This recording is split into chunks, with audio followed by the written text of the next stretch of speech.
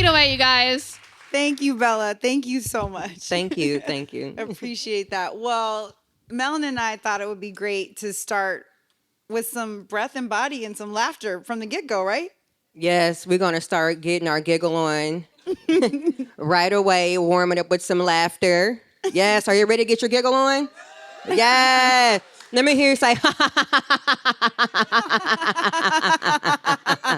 yes. So we're going to start with a hilarious exercise, and I call it inhale love, exhale laughter. And how we do it is we breathe in deeply through our nostrils, filling up our lungs, allowing our bellies to expand, hold for 3 seconds, and then just joyfully exhale with laughter. Can we all do that? Yes. Yes. Okay. So go ahead and join me right now. Let's breathe in deeply through our nostrils, filling up our lungs, allowing our bellies to expand, holding for 3 seconds. Yes, visualizing joy. Now let's exhale with laughter.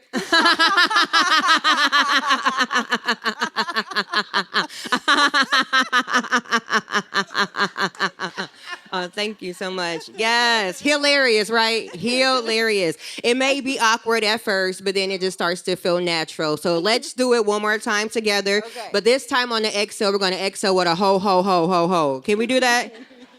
All righty, so let's go. We're going to breathe in deeply through our nostrils, filling up our lungs, allowing our bellies to expand, holding for 3 seconds. And now let's exhale with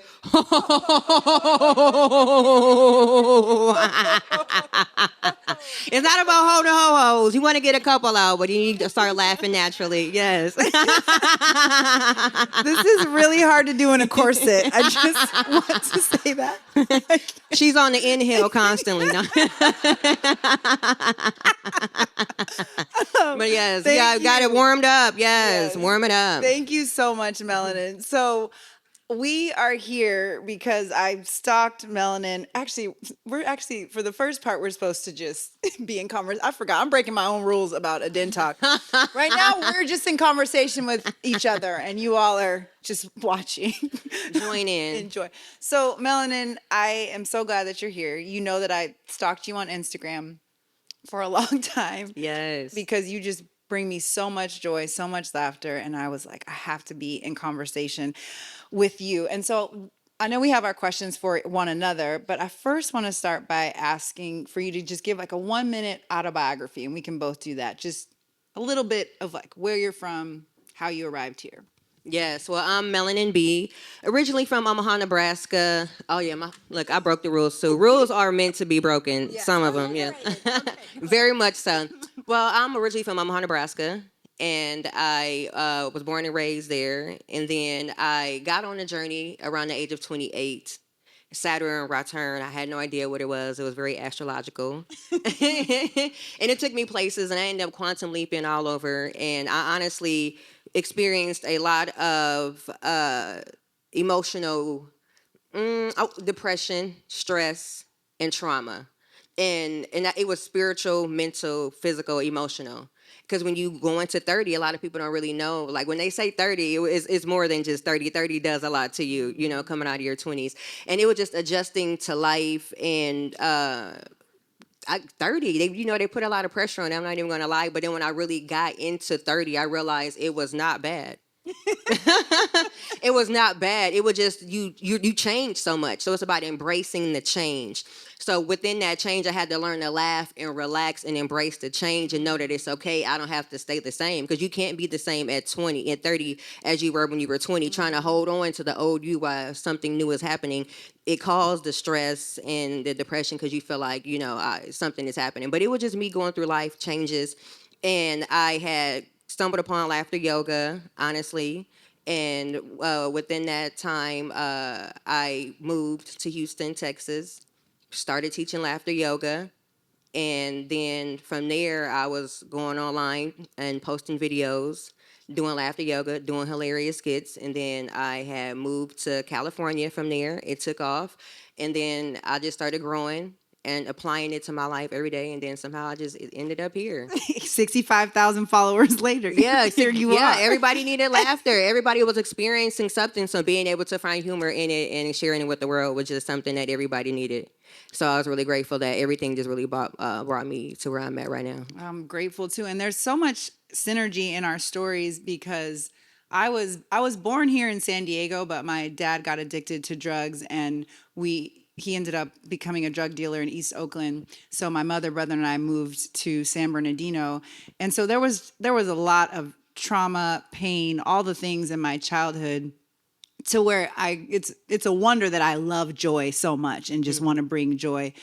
But the thing was, even no matter how poor we were, my mom was so great about making life fun and enjoyable. Like she could do it on just no budget. Like she didn't have enough for birthdays, for example. She didn't have enough money for cakes and do the whole thing. So she would make these special pancakes for us, birthday pancakes, where she would spell out our initials and like do these imprints and really cool things and put birthday candles in them. And it was just learning from her that even when you have like very modest, belongings or things like that, you can still create moments of joy. Like it does not need money. So I think that trauma, the fact that both of us have had these backgrounds that are laced with trauma, and probably everybody in this room has experienced trauma, but we still can hold on to that joy is just really powerful. Yeah, because joy is also a form of resilience. So being able to bounce back from anything is also a form of joy. And when I turned 30, I also left like corporate America and became an entrepreneur. And being an entrepreneur, you need to laugh at a lot. You need to laugh at a lot because you're leaving a 9 to 5 to do a 24/7. So it's like, it was a lot for me. So being able to adjust to that and still be present in joy was also like, was a lot. And then I was just really allowing myself to be on camera, be outside and bringing people into my story. So that was really like, you don't have to tell people, but you are. And then, and if I wouldn't have never put myself out there and shared my joy, I wouldn't have never, been right here with you right now. I know. How many of you already knew who Melanin B was? You followed her on Instagram before today. Okay. The range of skits are hilarious. Hilarious. And they do cause healing. So we do have questions that we will stick to. Okay, we'll stop. We're breaking the fourth wall every time. But can you share some insights into the science behind the healing powers of laughter and how it impacts our mental and physical health? Yes, laughter is really great for your mental health in regards to what I like to call the brain gym, like building up your joy muscle. So it does a lot for your mental health in regards to the endorphins, serotonin, oxytocin, and dopamine, which I like to call the Fab Four, which we need on a daily basis. And when you are able to learn how to hack those, and laughter is the best way to do that, it really helps you to strengthen your mental immune system. So when you experience different life challenges, you're able to just initiate laughter, just like with inhale love, exhale laughter. And I know that because I had to apply that, when I went through that transition. And I also feel why it was so tough and challenging because I went through so much, not just for myself, but for the collective, for the world. So I can share these hilarious stories that are really relatable and people can really say, wow, I can laugh through that and I can still find, be present in joy. You don't have to find it because it's always present. Always present. Always present. I mean, you just had us all. First, it starts off as almost like a fake laughter, right, for some of us. But then we end up all actually laughing, right? How many of y'all actually went to actual laughter from that, right? I was laughing with you big time over here, my friend, your ho-ho. Yeah, so and that helps to strengthen your mental immune system and to change your mindset and your perception of how you even view laughter. So that's really great. A lot of people don't think about like a mental immune system, how important it is to strengthen it because life is going to challenge you. So being able to respond versus react is how, it starts in the mind. It's your mental health. So it also strengthens it so you won't, find yourself deep in like a chronic stress or depression and things like that, or easily triggered when situations happen, personal or professional. It's really great to go to laughter, and you can, when you really begin to strengthen your relationship with laughter, you can utilize it in multiple settings. So it's really important for your mental health. And something we talked about offline is it's something that you don't need other people for. You can self-source it. Can you share a little bit more about that, like self-sourcing the laughter? Yes, being able to just go inside your internal pharmacy and allow yourself to utilize it as medicine. So inhale love, exhale laughter is a catalyst where you're initiating exercise is what I like to call it, because you're going within, but you're still making a choice to utilize it on your own, because you already have it within you. It's just about Just bringing it out. Yeah. And I say that all the time. We are our own medicine. We often are, but we just don't know it, and we need to pause and self-source that. Did you want to ask me a question? I sure did. And I apologize because I was just in over. Yeah. So when was the last time you experienced pure joy? And what did that moment teach you about yourself? Because laughter is a manifestation of joy. We were talking about this in the golf cart. And I would say, so I've experienced joy all the time. I'm one of those people who's like always on the edge of giggles. I just love to laugh. I love, even today at the opening, that was so joyful to do the sing along, to use the body percussion. But the last time I experienced pure joy, the way you phrased it, was probably before 2018. And that's because, you heard me talk about my mom earlier, but when my mom got diagnosed and I found out about the diagnosis in 2018, from that point on, there was no pure joy wasn't possible, because I was constantly worried about my mom. And then when the cancer spread and she passed in 2022, it's impossible now for me to experience pure joy, because even when something amazing happens, let's say I book a keynote or I sell books or, meet somebody, I haven't met anybody, but anyway, let's say something like that happens, I can start to feel joy, but it's not full joy, because my first thought, because my mom was my best friend, and my first thought is like, I want to tell her this because she would be so happy about this. So I would say my joy now is laced with grief, but my grief is laced with love, which is joyful. So it's, it's the human experience is complex, but I still find moments of joy throughout life all the time. It's always laced with a little bit of grief and a lot of love. Does that make sense? It really does. It really does. And then that's another moment to go back to joy. Or well, you're always present in it, because it's just still a form of it. It's just resilience, being able to bounce back, from it. And then, I like to use those moments just to, reflect on moments shared. Because I actually have utilized laughter yoga as grief counseling with 3 different mothers on 3 different occasions who has lost their children. They had reached out to me on social media and asked me, because I used to do one-on-one laugh coaching. So that took me to a different space with laughter, and being able to not have experienced what they have experienced, but still assist them to be able to stay present. And even if when they find those moments, to get back to it. Yes. And you just reminded me of something. I don't know if anybody else's mom ever did this, but when she was super stressed out, this was before my dad got off drugs, so she was still just, single momming it. She would be so stressed out, and we'd be in this old Chevy Nova, and she would just say, on the count of 3, we're going to scream.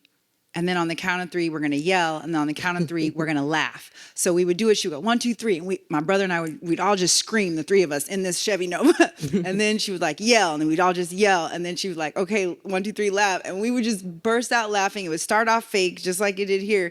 And then we would just all feel better. And so she was doing laughter therapy before it was even cool. Anyway. Yes. Right. And that's beautiful. And that's a moment that you can reflect on when you are, present in joy, experiencing pure joy. And then you have that moment of grief. You get like, you know what? 1, 2, 3. Yeah, let's get our laugh on. Okay. So my next question for you is, what exactly, when you talk about laughter yoga, and how does it differ from a traditional yoga practice? Laughter yoga is more childlike playfulness. But actually, traditional yoga and laughter yoga is very common. It will have something in common that a lot of people overlook, which is breath work, prana. Because all yoga is about is breath and breathing. How you're able to be within those poses and stay is your breath. So laughter yoga is all about the exhalation. The longer you laugh, the longer you exhale and the releasing the old stale residue air out your lungs. So that's what yoga and laughter yoga has in common. What's different is the childlike playfulness and the ability to just be present in pure joy and not feel like I can't do the downward facing dog, because we don't do the downward facing dog. A lot of people have a different perspective, different perception of what laughter yoga is because they hear the word yoga. So when you come in and you just, hee, ha, ha, ho, ho, but also utilizing it as a modality with intentional exercises, like very good yay, which is something that helps you to release dopamine. You doing hand clapping because you got acupressure points in your fingertips. Can we try that one? Yeah. Is that something we could all do here together? Yeah. You want to do very good yay? All right, let's go. Okay. I had to hydrate. It's so important. So very good yay is a laughter yoga exercise to help to produce dopamine, to trigger the release of dopamine, because dopamine is a reward chemical. So when you're telling yourself very good yay, and you're clapping, it's sending signals to your brain to release dopamine. It's your way of rewarding yourself when you get a task done, you accomplish a goal, or something like that. So instead of seeking outside of self. So that's what the medicine behind this exercise. Very good yay. So we do it just like this. I'm going to have to put my mic down for a moment. There you go. Oh, thank you. Come on, divine assistance. You go, very good, yay. Yes, and it seems very childish, but it's childlike because it's your inner child that needs the reward for feeling good about accomplishing your goal. So we're going to do it together. We're going to go, very good, yay. And when you're doing it, make sure that your fingertips are touching and that the palms of your hands are clapping, because you have acupressure points. That's going to give you a jolt of energy through your body as well. So third time, we're going to really hype it up. Think about something you did very good today. Your inner child wants to be rewarded for. Let's go. Very good, yay. Oh, that was beautiful. Thank you. I mean, yes. I didn't get to do it, so I didn't feel as good as the rest of you, but that is awesome. Okay. Yes. So let me ask you a question now, Michelle. How do you personally define liberation, and how does it show up in the work you do or how you live your life? So I get this question a lot because whenever I say I'm the director of liberation, people go, that's so cool. But then the second question is like, what is that? Like, what does that mean? And so I'll start with how I define, first of all, liberation. No one person can define what it is for another person. I know what it is for me, but for everybody in this room, for you, you're going to have a whole different definition of what that means for you. For me personally, liberation means freedom from certain things and freedom to certain things. So it means freedom from oppression in all of its form. So whether we're talking about internalized, interpersonal, institutional, or ideological, freedom from all forms of oppression, and then freedom from limiting beliefs. Because I'm someone who has an inner critic that she's loud, she's mean, she's repetitive. And so I'm constantly having to push back against those limiting beliefs that are coming. Sometimes the call is coming from inside the house. So freedom from that oppression of those limiting beliefs. And then for me, freedom to opportunities and loving behavior that are aligned with who I want to be in the world. And so every aspect of my life is in pursuit of being free, because I grew up with a lot of internalized oppression, not loving myself, not loving my race, my people, because of the messages that were being, taught to me at the time. And so I had to do a lot of unlearning to start loving myself and realizing I am enough and all those things that you do. And I'm older than you. You're just a youngin'. And so I've got, I've had a lot of therapy. I think I've joked with our crowd before, like my therapist, would like me to come more often, of course, but I would like her to lower her rates. So we're kind of at a standstill. Meet me halfway. But liberation shows up in my work. at High Tech High because I work across several teams. And so everything I do, whether it's liberatory project-based learning or continuous improvement for equity, which is my like micro liberation, to use Xiomara Padamsi's term, it just has to do with liberation. Then my company, Living for Liberation, is just all about liberating self, systems, and society. Like if we ask the people in the room, we're going to break the fourth wall again.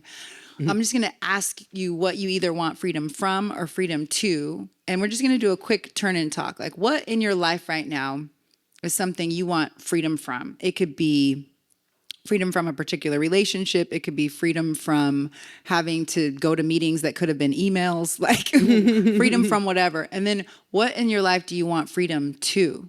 Like freedom to go on vacation, freedom to take a nap. Like what is that for you? So let's just do a quick turn and talk and let us know what you share with the person something you either want freedom from or freedom to. Let's get you a little bit liberated right now. All right. So we're going to pause on those conversations, but we'd love to hear some shout outs. What were some of the things that people wanted freedom from? What are some of the things people wanted freedom from? Shout it out loud and proud. Freedom from fear. Yes. That one comes up a lot. When I'm doing life coaching, that one comes up a lot. Fear. What else? Freedom from? Negative thoughts. I'm repeating it, y'all, for the podcast. Okay. Freedom from negative thoughts, right? Because we have like thousands and thousands of thoughts today, and there's a statistic like 90% of them are repetitive and 90% of them are negative. So you're just hearing these repetitive negative thoughts all the time. Okay, what about some things you want freedom to? Freedom to. Ooh, yes. No is a complete sentence, right? Freedom to say no. What else? Financial freedom. Yes. Claim it. Yes. Right? And so a lot of the work that I get to do with people around freedom dreaming is basically starting there. Like, what do people actually want freedom from? What do they want freedom to?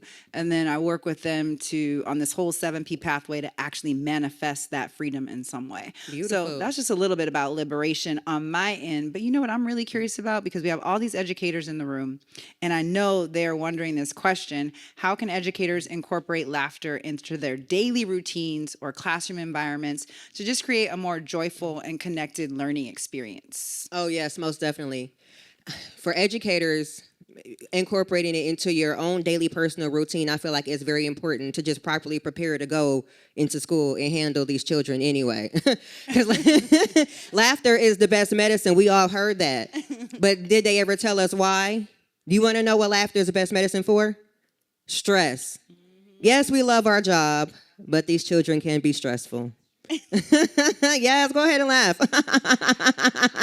And some of our colleagues can be stressful too. Yes, even that, so on top of you having your own life problems, you coming in assisting people with their life problems. So being able to utilize laughter yoga on a daily, especially in the AM when you wake up to set the tone for a stressless day, utilizing laughter yoga is so important. Inhale love, exhale laughter, and reward yourself, with the very good yay exercise, exercise as well, before you even go, to work. And how you can utilize it in class, I feel like a very great way is for neuroplasticity.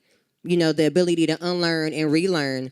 That can be very challenging for, some students, even just learning something new. So being able to laugh and relax throughout the process, to stretch your brain and be more open to finding joy in learning. So laughing and learning is so important. Being able to laugh at myself and be like, ooh, let me just try again, and then when you do it and you get it right, very good, yay. Yeah, so it's very important. So, and it also just can come together when utilizing it in both, relationships. You're starting it in the AM, and then now you're doing it in the classroom. It's like you're meeting each other halfway joyfully. So it's so important. I feel like it should be utilized every day, like as an activity, to just make sure that joy is always present and it's a safe place to laugh and relax and laugh and learn. Like it's no pressure. And what I love about that is that students, because we never know what students are coming in with, right? Exactly. They're also experiencing a ton of stress. Chronic absenteeism in teachers and in young people is on the rise. Burnout is on the rise. So even for our young people to be able to come into a space where maybe the class before their amygdala was hijacked, the cortisol is all released, but now they come into your classroom where they get to do a little bit of a laughter yoga, get to actually help reduce that stress, to get those good feeling hormones releasing, to really calm the nervous system, so they're actually ready to learn, right? Because it's Yes. hard to learn when you're like stressed out. Yeah, it helps to worried, all regulate these your things. nervous system so you can be more present in the classroom setting, because being able to be having a relaxed nervous system is the first step to being able to retain any information anyway. A lot of children do be in fight or flight depending upon their home environment. So when they feel like school is a safe place, not just to come learn, but to be present, enjoy, and laugh and relax, that could be their only place for that. So that's, I feel like it's really needed, because children also need to learn how to regulate their emotions, because a lot of children express anger more openly and freely than they do joy and happiness, because it looks like it's silly. And I don't have time to be silly, but it's actually very important, because you need to lower your stress levels. You're already experiencing childhood trauma, and we're trying to help you buffer in it, and that's where childhood trauma starts, in the childhood. So being able to have school be that safe place for joy, and the teacher to know, like, let me assist with a different, innovative, way to cultivate joy and be present in, happiness and joy. It's important. It really It is. really, It's really important. is. We only have time for one more question before we turn Yes. it over to the audience Q&A. Yes, and I want to ask you, Michelle, in your opinion, why is it important for educators to prioritize joy and self-care in their personal and professional lives?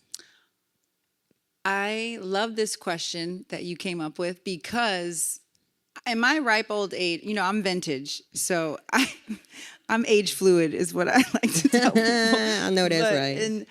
And I've had a lot of jobs. I've done a lot of jobs. There is no job. I don't care. No one can tell me that there is a job that's harder than being a teacher. It doesn't exist in my mind, because I remember what it was like to be a classroom teacher, and you're constantly, there's competing commitments. You could have parents mad at you, caregivers mad at you, school leaders mad at you, colleagues mad at you, students mad at you. There's the potential to not make anybody happy all the time, right? Has anybody experienced that, where it's like hard to please and that's just at work, let alone what you got going on at home.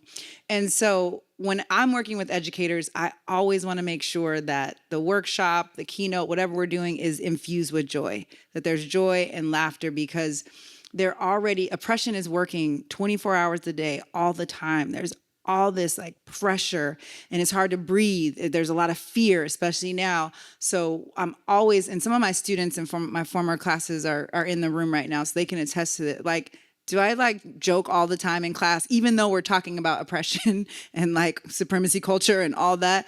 We infuse joy, because that, to me, I call it eco-friendly fuel for like the journey as we're fighting the good fight, or whatever fights we're trying to fight. So it's important even with young people, but I obviously work with adults. So I don't want them to miss out on the joy. I think we need to be thinking about it for young people and for adults. Yes, most definitely. I feel the same way. Okay, sorry. Bella's like giving me the eye, like, girl, if we don't go to Q&A. Alrighty, hi guys again. So we are going to transition into our Q&A session. So we're gonna have around 25 minutes. I'm gonna set the timer now. Alrighty, so I'm going to run up to a few guys. You guys can raise your hands if you guys have a question for our lovely speakers. Does anyone want to go first?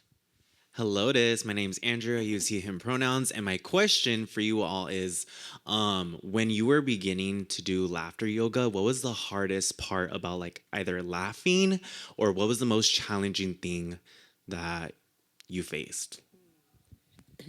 Allowing myself to laugh because I knew it was fake, and to laugh despite anything that I was experiencing.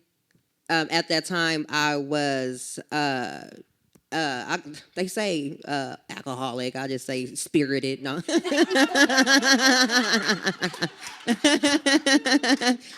but just so free spirited, just fun. But realizing that I called it a laugh attack. I really looked in the mirror and I just started allowing myself to laugh, and then it started just become so deep, and it began to release suppressed emotions and memories. So in the beginning, it was being okay with the laughter, and that it was fake in the beginning, and you have to know that you have to start somewhere. And just being okay with know that you're going to push through it. And whatever feelings, emotions come to the surface, allow it. Because it can go from joy to relief to grief back to joy. because laughter is also very multidimensional as well. So, what does it look like when you are working with the parents of that are grieving? How does that first session look like, and how do you get to that point of getting them to understand the laughter? The first session, it looks like a lot of tears. It's a lot of tears, a lot of wet shirts, a lot of lost eyelashes. No, it really is, because we're laughing and then suppressed memories, and then actual memories that you're missing the person that's no longer with you, but then still being okay with laughing. So it gives manic, it gives you look slightly psychotic, but it's all about the healing, because healing doesn't have a way to look. It's not an outfit. It's not a wardrobe that you put on. So it looks all over the place. It looks a mess. But that's why you hold safe space to just laugh and release whatever emotions you're feeling. And utilizing another exercise I have, hug yourself and laugh, where you're able to hug yourself and you lay your head on your shoulder.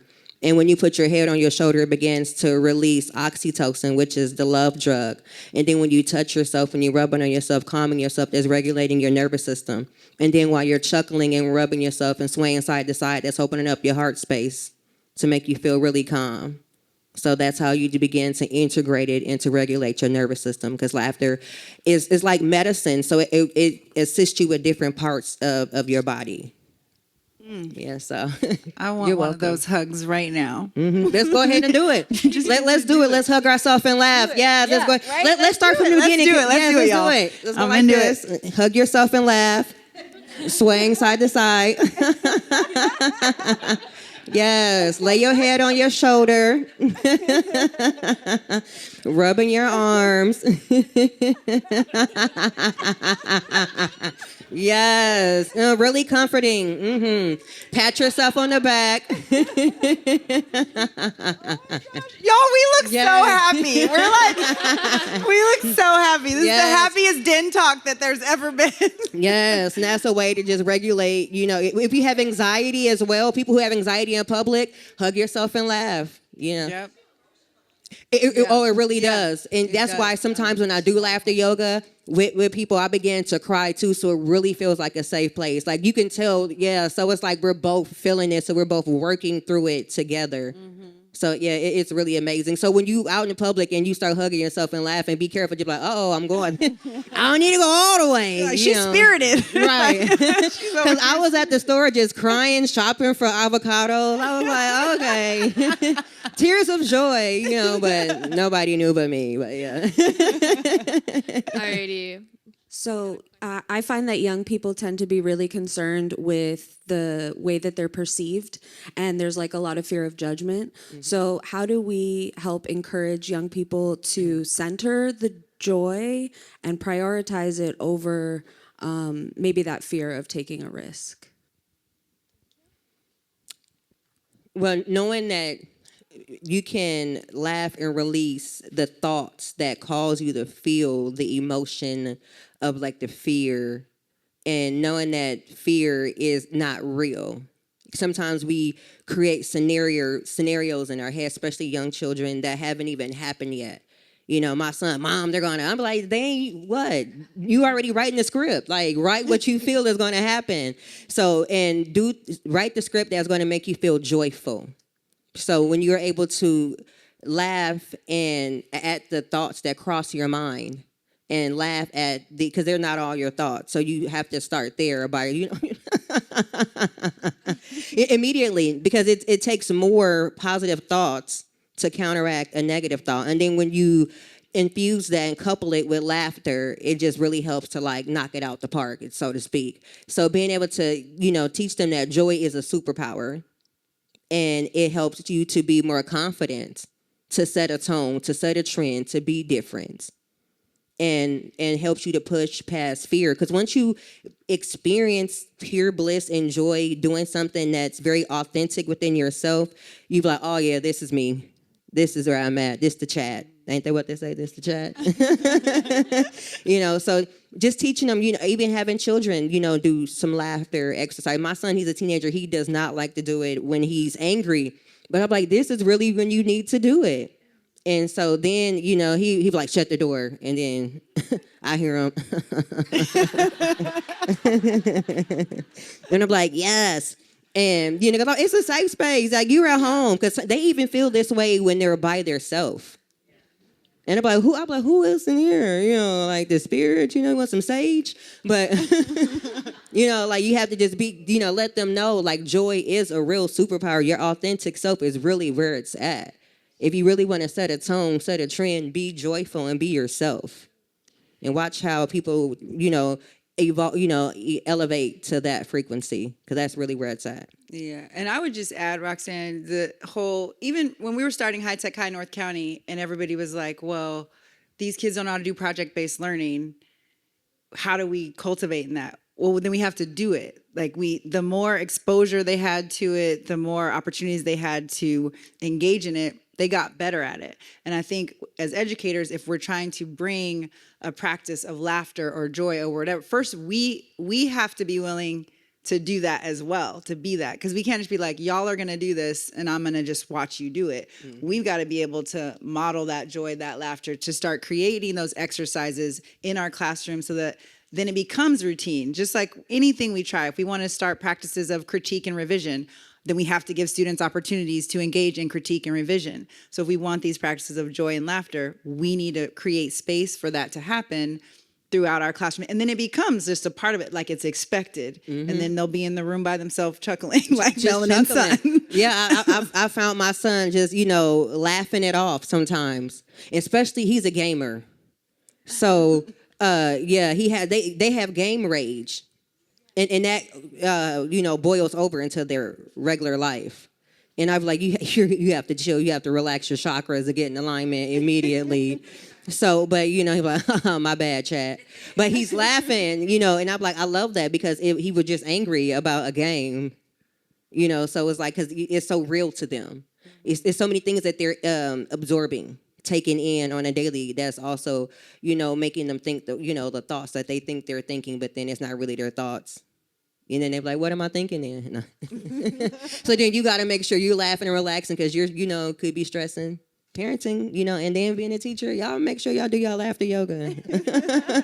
We need it the most. Yes. So you were mentioning the fact that like your son, he gets angry, he starts to laugh. What would be your approach for teenagers who are dealing with anger, hurt, resentment, because they are facing, like real life struggles and problems at such a young age? What would be your approach inside, like if you were in a classroom, to kind of get that laughter out of them or to see a different view or you talked about liberation, like the freedom of that hurt and or resentment?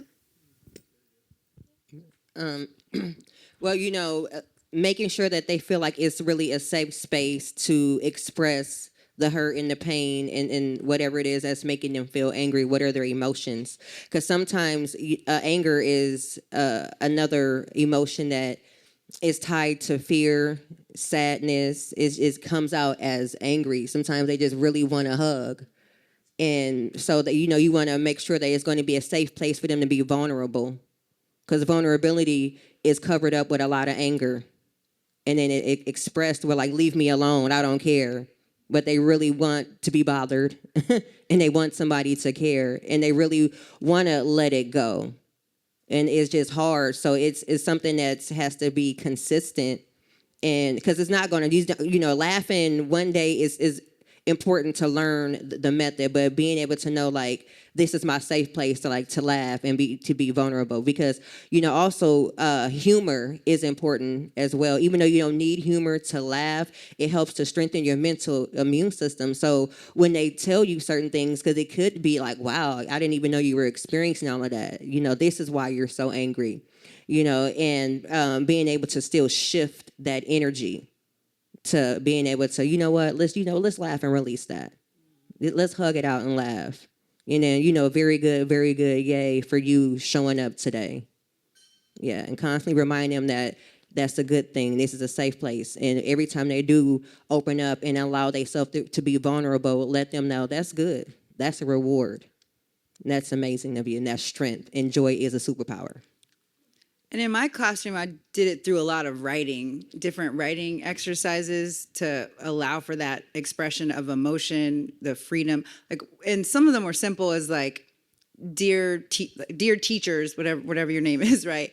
Every couple weeks, and there were just short notes of like, they didn't even talk to me about school, just what's going on in your life. And that's how I found out about new pets, divorces, like all kinds of things that they're not going to come up to me and say. But once in the beginning, they're just telling you jokes, especially ninth grade. They're just telling you very ridiculous jokes. But once it becomes a practice, then you start hearing real, they just become, and if you miss it, they'll be like, wait, we didn't do dear teacher. Like, you know, I have something I want to tell you. Another writing exercise that we did was to write, think about one of your physical scars that you have on your body. And everybody, you can think about that right now, like a physical scar that you have. And then they wrote a letter, a humorous letter to that physical scar. Just like, I remember when I got you, when I fell out of that tree or whatever it was. And that kind of got them in this space because it's about vulnerability. I love that you brought that up. And remember, our young people are not going to be vulnerable if we're not first modeling that vulnerability with them. I know you all know this. And so once we did that humorous story about a physical scar, then it was like, okay, we're going to write a letter to one of our emotional scars. So, and this obviously needs to be done with a lot of care and skill, because if you're going to usher young people into a space of feeling, you've got to be able to support them in the navigation of those feelings and then safely out of those before they head to the next teacher, because you don't want to send them over there all traumatic. But, and then they wrote these letters to their emotional scars. You know, maybe it was from the loss of a pet, or maybe a loved one, or divorce. And the more we are getting in connection with our young people, we cannot be culturally responsive. All my research is in culturally responsive teaching, and you cannot be responsive to what you don't know or have like made space to actually learn.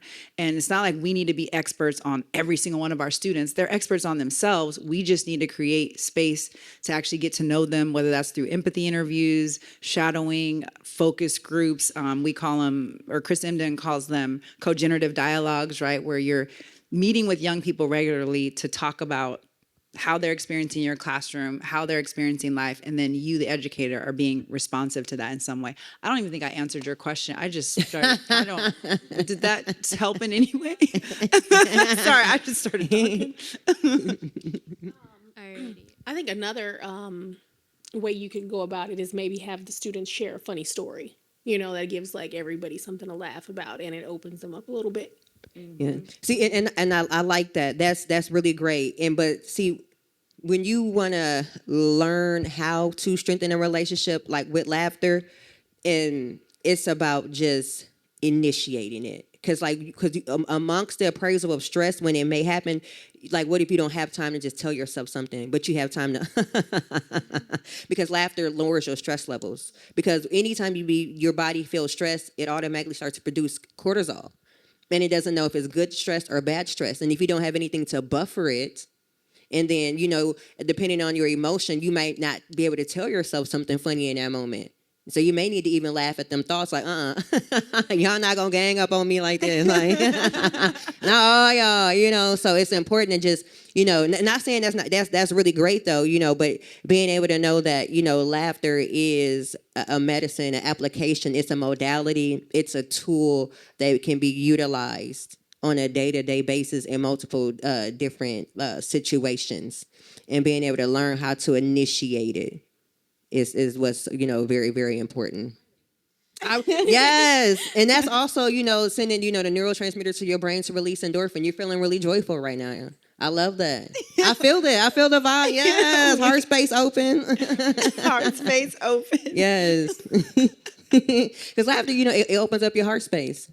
It really does open up your energy centers, and energy is everything. So being able to, you know, lead with laughter and lead with joy, it's about feeling it authentically and not like psyching yourself out. You know, one of my mantras is I'm joyful, not a joke.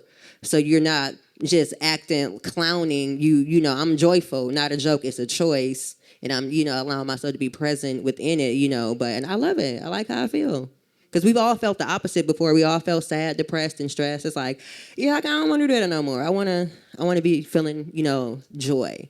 And you have to just, you know, laugh at the thoughts, laugh at the moments, laugh, you know, at life, laugh at yourself, laugh at your children, your husband. Did you know what? Yeah.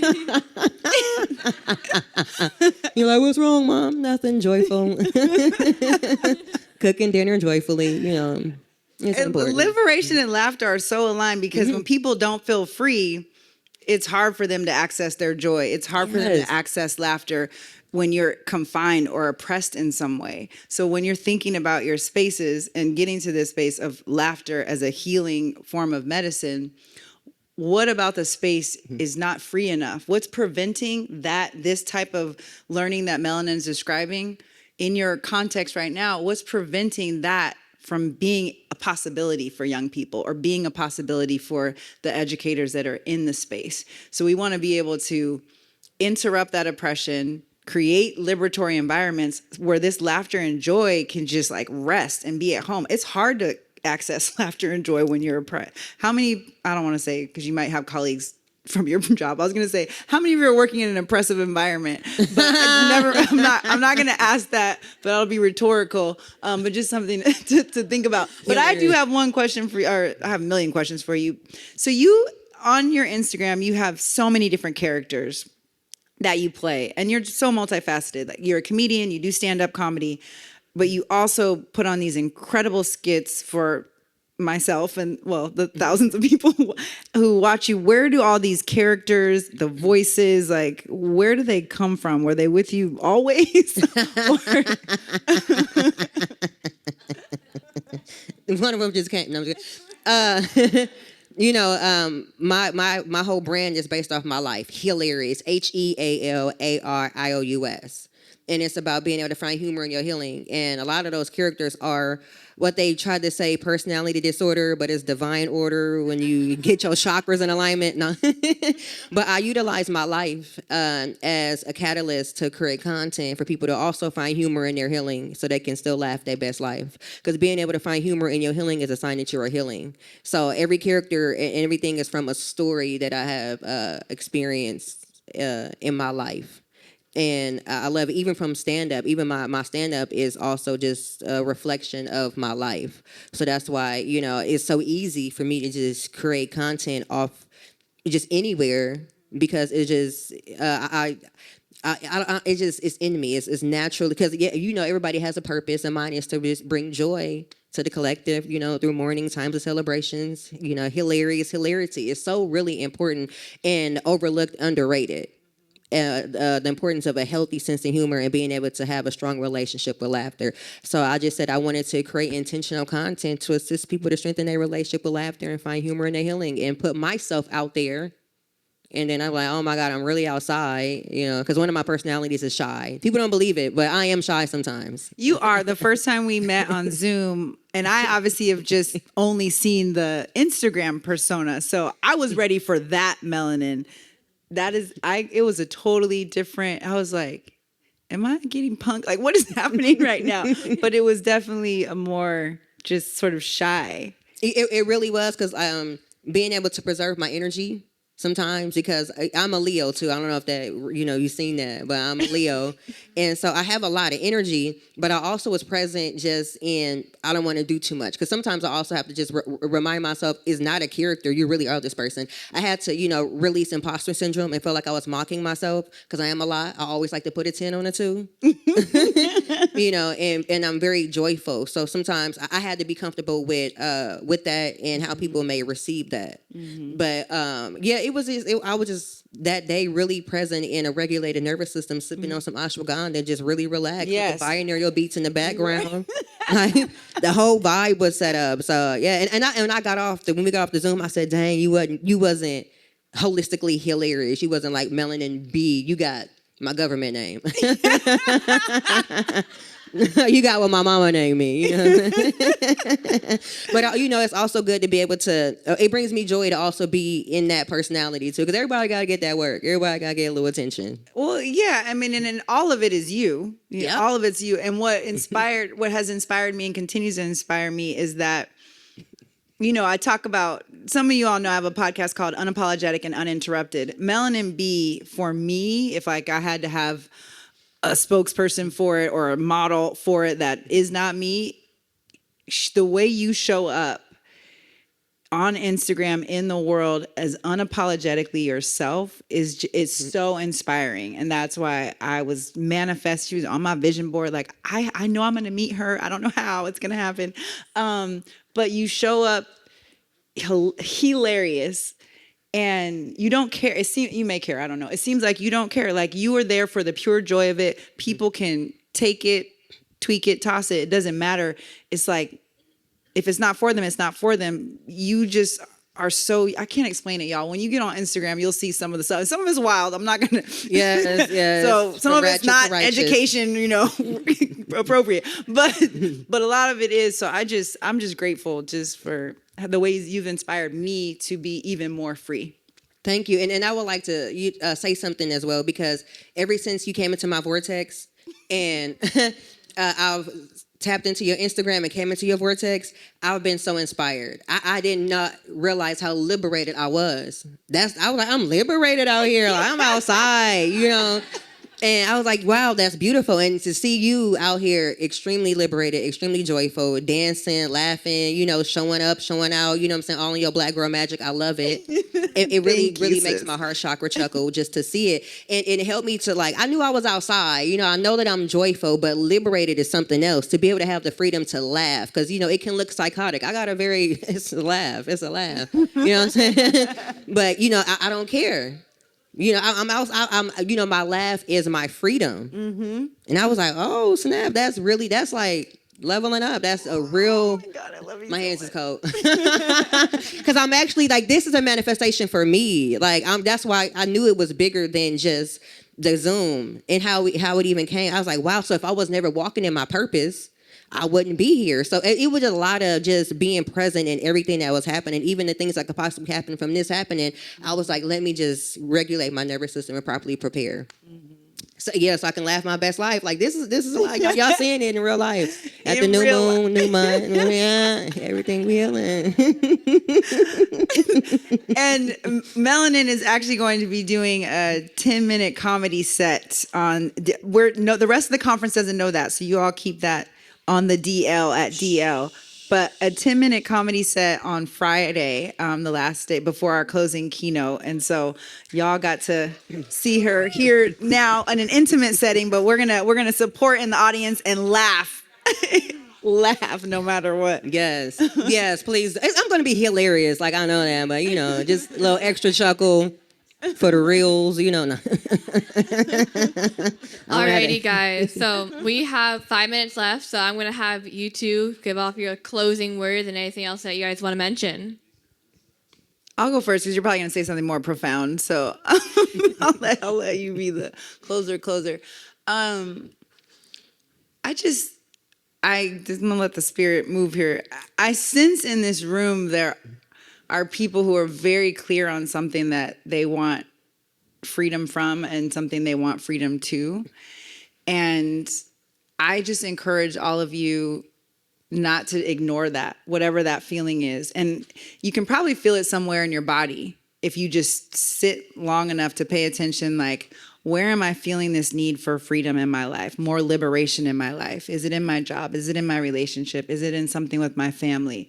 But get clear on what that is and just choose one area of your life that you want to liberate. I just did this with my grad students last year. They did a Free Me project, and it was just a 6-week project where they just chose one area of their life to start with that they wanted to liberate in some way. And one of my students said she wanted to liberate her there's your grad students that are adults, but she wanted to liberate her teenage self because she wanted to bring back curiosity, wonder, and imagination. So she did a series of exercises each week. Like she liberated her crushes. She wanted to start having crushes again, and crushes on the air, crushes on the trees, crushes on TV show characters, to just get that feeling of what it was like. You know, we've all had crushes. It's like, oh my gosh, it's exciting, but it's also nerve-wracking. Like, how could she have crushes on life again and bring that humanity back? So just thinking about what it is you want to be free from or free to, and actually start to liberate that. And then once that's free, guess what you get to do? Yeah, you get to live it, and then you get to pick something else to liberate. I mean, I'm in a constant state of liberation. My first act of liberation was that divorce. And then it just went up from there, y'all. Just free, I know free, that's right. free. Let that go. Free, free, free. Okay, some people are really resonating on that one. So yeah, I just want everyone here to be free, because we cannot support our young people in being free if we're not free ourselves. We can't, you can't pour into people what you don't have within you. So get your freedom. Okay, your final thoughts. Yes, I love that. And I want to assist for you to be able to find your freedom and to liberate yourself, and utilizing laughter yoga to laugh and release. So whatever you think about, whatever you just, think about that you want to liberate yourself from, utilize laughter as an exhalation to release and to let it go. So when you think about it, you write it down, and then you're going to utilize inhale love, exhale laughter, breathe in deeply, and then exhale it energetically with laughter. The longer you exhale, the more you release. You could do it 3 times, and then burn it. I'm not trying to take y'all there, but you want to, you want to just give it away. You can rip it up, put it down the toilet, but you really want to set yourself free from it, and then allow yourself to be present in the freedom to laugh your best life. Laughter will give you the ability to spring clean your internal environment. A lot of times it's emotional, what you're holding on to, the energetic attachment.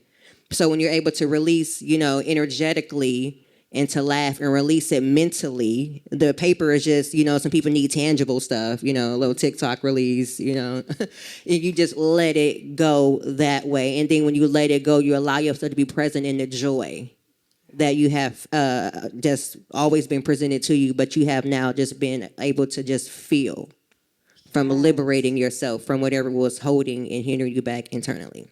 Oof, laughter and liberation. Laughter and liberation. Yes, laughter and liberation. That's it. Well, I, Melanin, I'm so grateful that you said yes. Normally, I'm just hosting these dens, but I said I want to be in the chair asking questions. I know that's right. And so I'm so grateful for you being here and you staying all 3 days with us. We're going to dance tonight at the reception. And audience, the good news for y'all is those workshops still have 30 more minutes, which means we get to the reception earlier than them, which means we get at the front of the line for the drinks and the food trucks. Because that food truck line gets long. Let's go. Long. So we're going to wrap up here. We're going to speed walk, maybe change. I'm going to put on some more comfortable shoes, and we're going to be the first ones in line for those drinks and that food truck, okay? And the dance floor. Yes. All right, you guys. I want to just leave you guys with this right here. The word laugh-a-stay, the word that I created, means laughter and joy.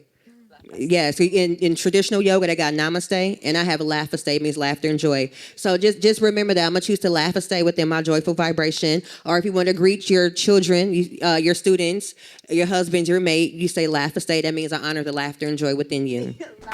Laugh-a-stay. Yes. Thank you all so much. Thank you you, guys. Thank you, Melanin.